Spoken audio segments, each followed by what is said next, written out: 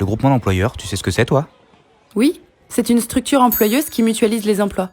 En général, le groupement d'employeurs est une association loi 1901, parfois une coopérative. L'idée, c'est que des entités très diverses comme des clubs de sport, des collectivités territoriales ou des centres de loisirs puissent mutualiser leurs besoins en temps partiel pour en faire des emplois à temps plein. Cela peut concerner des éducateurs sportifs, des animateurs socioculturels, des secrétaires, des comptables, bref, tout type de métier. D'accord. Et quel est l'intérêt? Les avantages sont nombreux. Imagine, un salarié qui multiplie les contrats de quelques heures à droite et à gauche. Il est formé et compétent, mais cette situation n'est pas très confortable. Il pourrait avoir envie de partir pour une situation plus simple. Oui, c'est sûr, c'est ce que je ferais. Alors que ces différents employeurs, en se regroupant au sein d'une même structure, pourraient lui proposer un CDI, peut-être même à temps complet. La situation du salarié est simplifiée, il a un contrat de travail et un employeur unique, un accès à la formation facilité, et peut même diversifier ses activités au sein du groupement.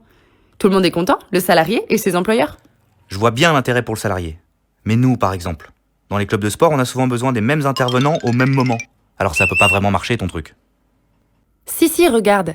Prends un groupement dans lequel on trouverait un club sportif, une commune, une maison de retraite et un centre social. Tu vois ? Beaucoup moins évident que ces 4 structures aient les mêmes besoins au même moment. Plus les membres d'un groupement sont diversifiés, moins on se retrouve bloqué. Ah ouais, pas mal. C'est dans la diversité et dans l'échange que les solutions se trouvent. Et il y aura peut-être même d'autres projets de collaboration qui pourront naître de ce groupement. C'est ça le développement local avec des emplois stables. Alors oui, vu comme ça, la diversité, l'échange, c'est beau. Mais ce groupement d'employeurs, là, c'est encore une nouvelle structure à gérer. C'est lourd, ça va prendre du temps. D'accord, c'est un nouvel élément dans votre fonctionnement, mais vous avez en moins la charge de la gestion de l'emploi dans votre structure. Et d'ailleurs, tu n'es peut-être même pas obligé de créer un nouveau groupement d'employeurs. Il en existe sûrement sur votre territoire. Est-ce que tu t'es renseigné ? Ouais, il faudrait que je regarde. Admettons, mais ça engage forcément des dépenses supplémentaires. Et non, pas forcément. Dans le cas d'un petit groupement d'employeurs, il n'y aura pas de coûts supplémentaires. Pour les groupements d'employeurs plus importants, il y aura en effet des dépenses liées à la gestion des emplois mutualisés. Mais ces dépenses sont partagées entre tous les membres du groupement. Et il faut penser à tout le confort que cela vous apporte.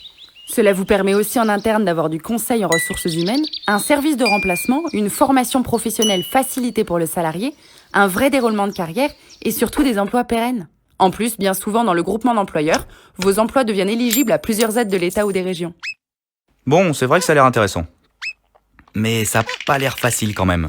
Je fais comment moi pour me lancer? Ne t'inquiète pas, ce n'est pas si compliqué.